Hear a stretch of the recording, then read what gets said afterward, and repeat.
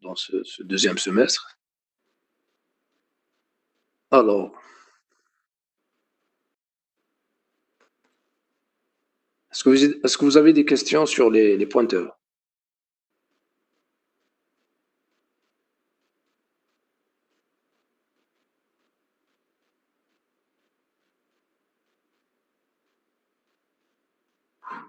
Aucune question.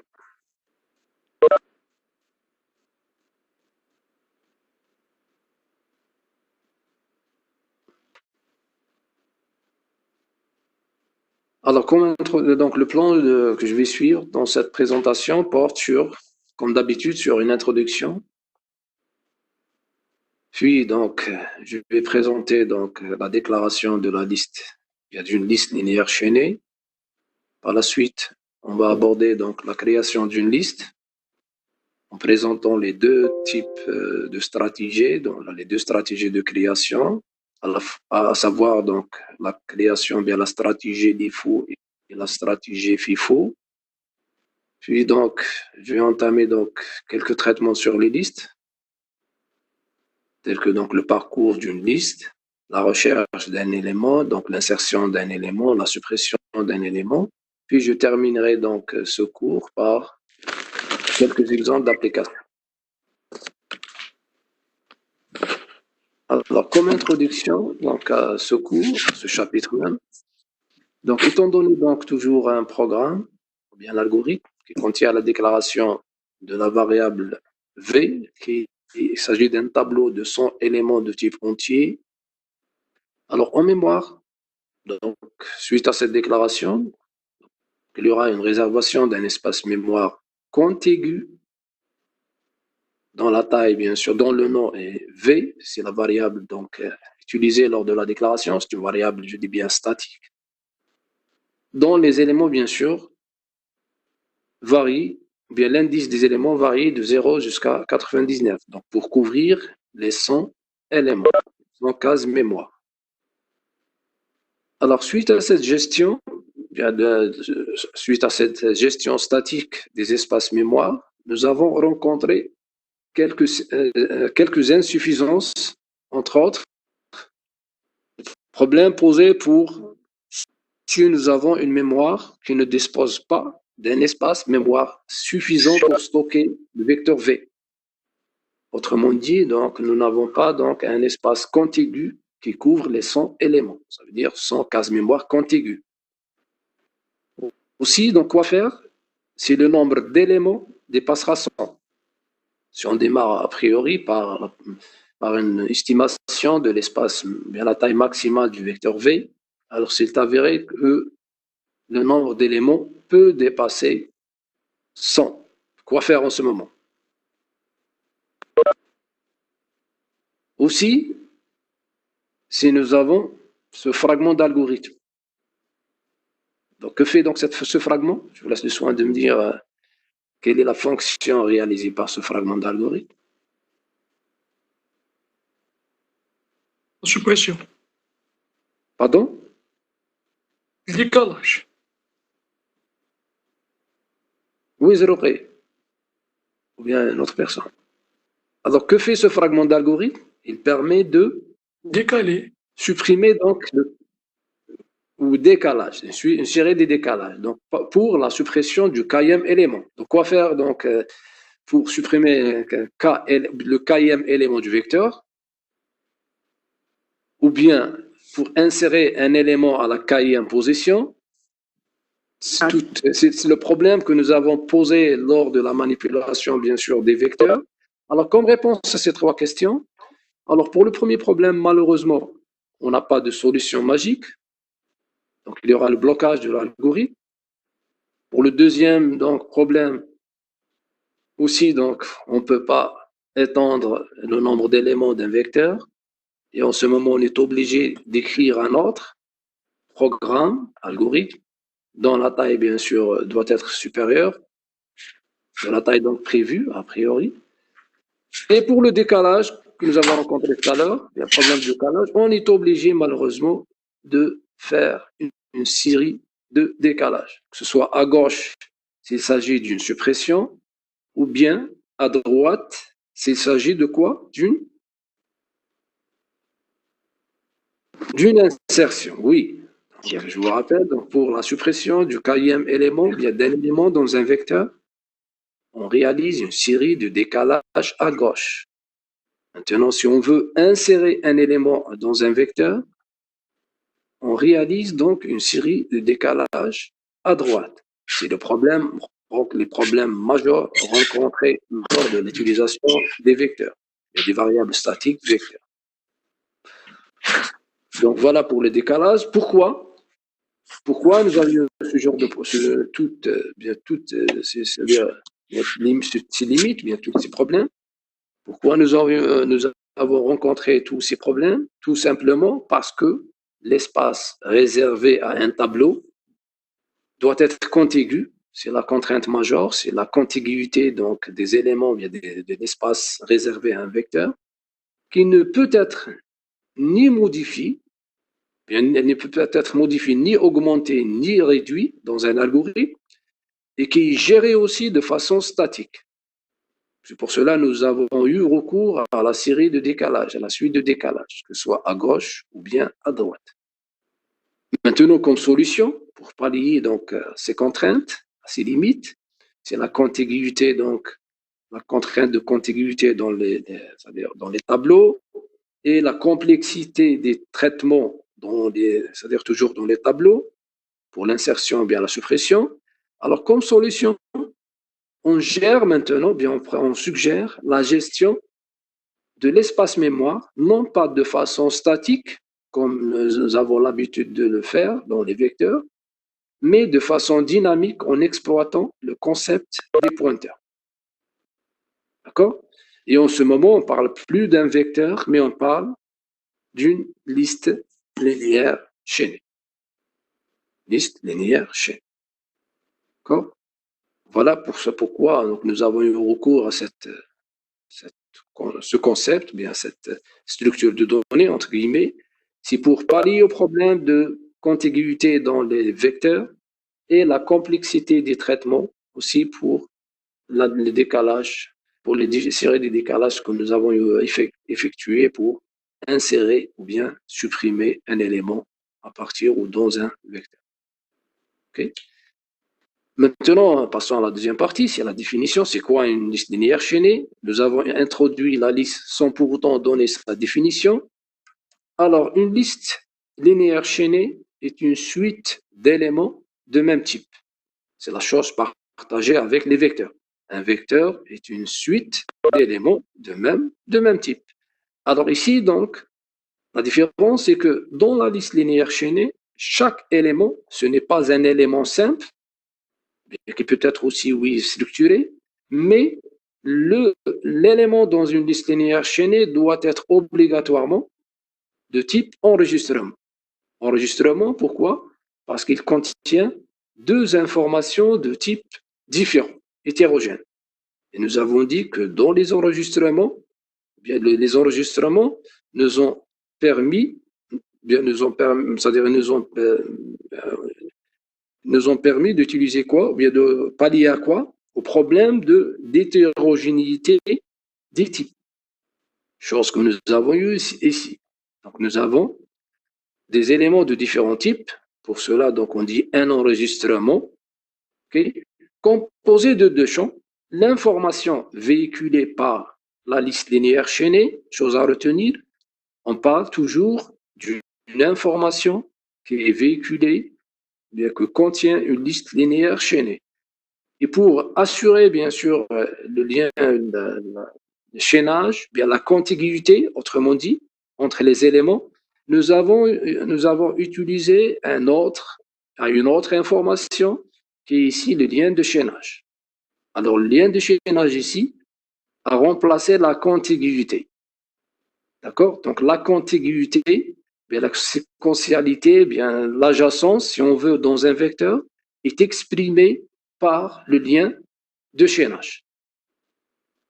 Alors aussi, donc, le premier donc, contient, comme je vous ai dit, donc, c'est l'information que contient la liste, qui peut être bien sûr de type simple ou même structuré. Okay? Alors que le deuxième champ, c'est le champ qui représente le lien de chaînage qui permet d'assurer donc la relation, bien, la relation d'adjacence, de contiguïté entre les éléments. Donc, qui est de quel type? Alors, pour assurer donc cette contiguïté, cette relation d'adjacence, alors on doit utiliser un type que nous avons déjà introduit la dernière fois, c'est le type pointeur. Voilà, pour cela, nous avons introduit les pointeurs à Holy List. C'est pour juste dire que les pointeurs vont servir à établir le lien de chaînage entre les éléments d'une liste, d'une même liste. Okay? Donc, je reprends donc un élément d'une liste, chose qu'on va reprendre après, donc est composé, bien contient un enregistrement, ou bien il s'agit d'un enregistrement composé de deux champs. Le premier, c'est l'information, et le deuxième, c'est le lien de chaînage, qui est de type pointeur. Alors, chose bien sûr qu'on va détailler donc brièvement dans les parties qui vont venir. Alors, schématiquement maintenant, la chose qui nous intéresse de plus, c'est schématiquement, donc un élément dans une liste est composé donc, ou bien est un enregistrement, c'est un enregistrement décrit bien sûr par une adresse, composé de deux champs. Le premier champ, c'est le champ information, c'est là qui décrit donc l'information véhiculée par une liste. Et le deuxième champ, c'est le lien de chaînage. C'est le lien de chaînage qui assure, comme je vous ai dit, donc l'adjacence, la relation d'adjacence, la contiguïté, la séquentialité, donc il y a des éléments d'une même liste. Donc exemple, si nous avons donc cet élément, donc représente un enregistrement stocké à l'adresse A4. Je rappelle donc l'adresse d'un enregistrement, ce n'est que l'adresse du premier champ de l'enregistrement. Donc ici, donc A4, c'est l'adresse du premier champ. C'est juste pour ne pas avoir d'ambiguïté ici par rapport à l'adresse. C'est quoi? Parce que qu'est-ce qu'on prend? L'adresse du premier, bien l'adresse du second. Donc par convention, donc l'adresse d'un enregistrement, ce n'est que l'adresse du premier champ. Donc cet enregistrement donc, est stocké à l'adresse A4, qui contient bien sûr deux champs information qui contient donc la valeur moins 20, et le champ suivant, ici, c'est un champ de type pointeur qui contient l'adresse de l'élément suivant dans la liste. L'élément suivant dans la liste. Donc, je rappelle, un élément dans une liste est décrit par un enregistrement composé de deux champs. Champ information, qui est là, c'est-à-dire l'information de base, bien le champ de base. Et le deuxième champ, c'est un champ supplémentaire que nous avons ajouté. C'est pour juste exprimer la relation d'adjacence et la contiguïté dans une liste. OK? Voilà concernant la représentation donc d'un élément d'une liste en mémoire. Maintenant, si on veut donner la description d'une liste, donc ici nous avons donné un seul maillon de cette liste, c'est l'élément de la liste. Maintenant, une liste en mémoire, comment il parle de compte plus interne. Alors, les éléments sont reliés donc entre eux via les liens de chaînage. D'accord? Nous avons le premier qui pointe sur l'adresse qui nous donne accès au premier élément de la liste. Le premier élément contient le champ information ainsi que le pointeur de son suivant dans la liste. Le deuxième contient l'information véhiculée par cet élément ainsi que son suivant, l'adresse de son suivant dans la liste, etc. Alors que le dernier, qu'est-ce qu'il contient? Il contient uniquement l'information véhiculée par ce dernier élément et, et, et la marque de fin. C'est la valeur nil. Rappelez-vous, Laurentin dit quand il de séquentialité. Le dernier élément, c'est un élément terminal. Ça veut dire qu'il n'a pas de suivant, il n'a pas de successeur. Et par conséquent, son champ suivant est un nil. Le champ suivant du dernier élément de la liste est un nil. Voilà donc comment représenter une liste linéaire chaînée en mémoire. Est-ce que vous avez des questions avant de poursuivre et continuer?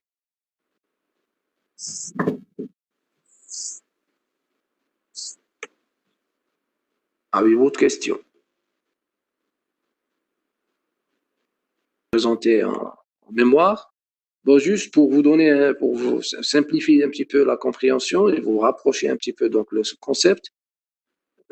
Étant donné dans un amphi, alors si je veux mettre les étudiants d'un même groupe dans une rangée, alors qu'est-ce que je dois vérifier comme contrainte?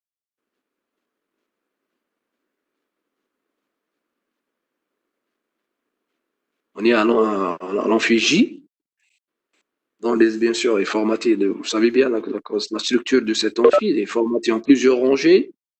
Alors, si je veux mettre les étudiants d'un même groupe dans une même rangée, alors qu'est-ce que je dois vérifier comme contrainte?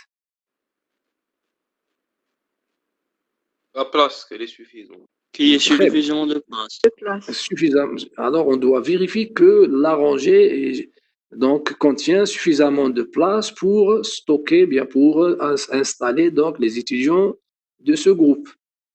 D'accord? Alors maintenant, si par contre la rangée ne peut pas supporter donc les étudiants de ce groupe, qu'est-ce qu'on fait alors en ce moment? Si l'inconvénient rencontré lors de la gestion statique. Alors qu'est-ce qu'on fait en ce moment si vous avez une rangée qui ne peut pas supporter les étudiants du groupe 1, qui sont nombreux? Qu'est-ce qu'on fait?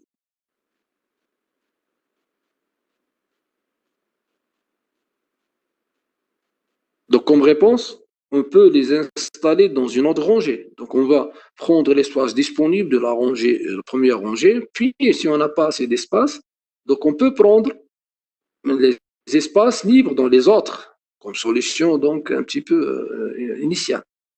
Maintenant, la question qui se pose. Alors, si nous avons fragmenté ou bien c'est-à-dire réparti les étudiants d'un même groupe sur plusieurs rangées, alors comment assurer, ou bien comment assurer bien sûr la relation représenter la relation d'adjacence, ou bien l'appartenance d'un même groupe dans cet amphi. Donc, si par exemple le prof veut par exemple savoir connaître l'appartenance des étudiants des différentes rangées, c'est-à-dire différentes rangées bien sûr, ou bien différents rangs, uniquement en analysant, c'est-à-dire l'endroit où ils sont assis. Est-ce qu'il y a moyen pour le faire?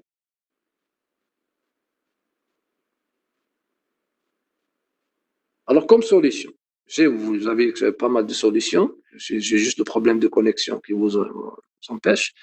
Alors, si nous avons associé à chaque rangée un groupe, si on suppose qu'on est dans le premier cas, c'est-à-dire la rangée peut installer, donc contient suffisamment d'espace pour stocker les étudiants d'un même groupe, alors il suffit juste de étiqueter, par exemple, à la première rangée pour le premier groupe, la deuxième pour le deuxième groupe, la troisième pour le troisième groupe et la quatrième rangée pour le quatrième groupe. Et en ce moment, on n'a pas de problème pour associer un groupe à une rangée, bien de la rangée au groupe.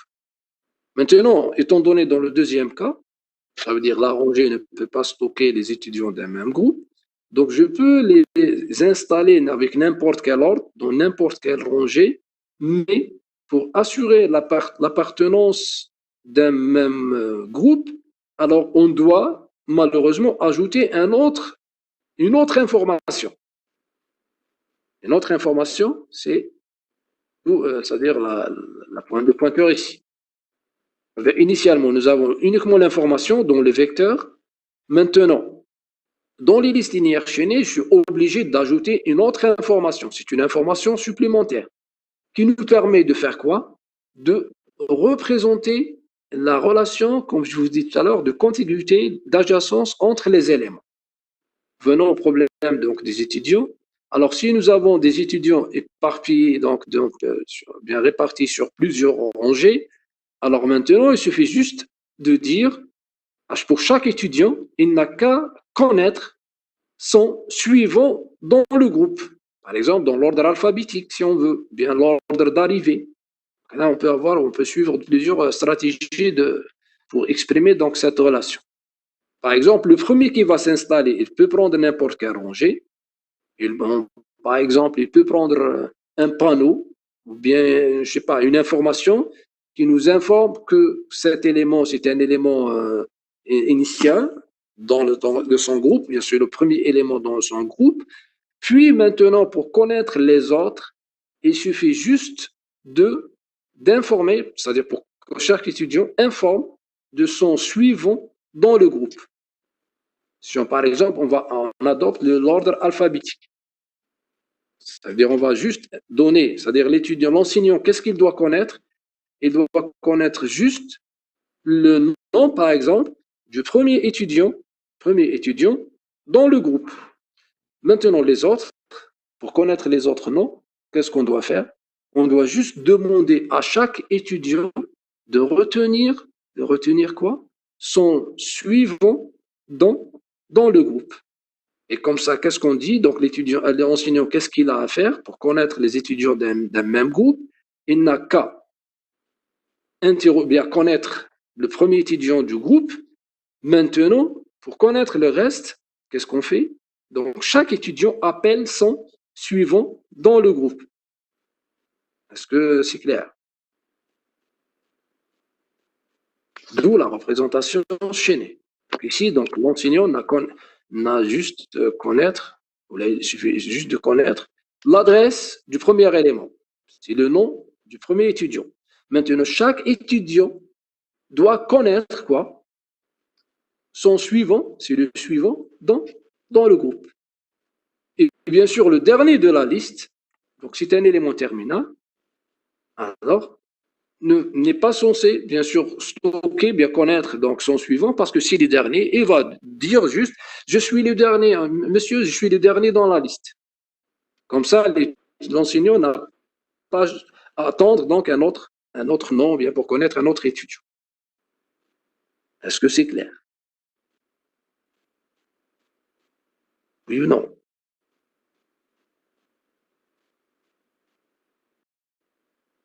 Monsieur, c'est clair.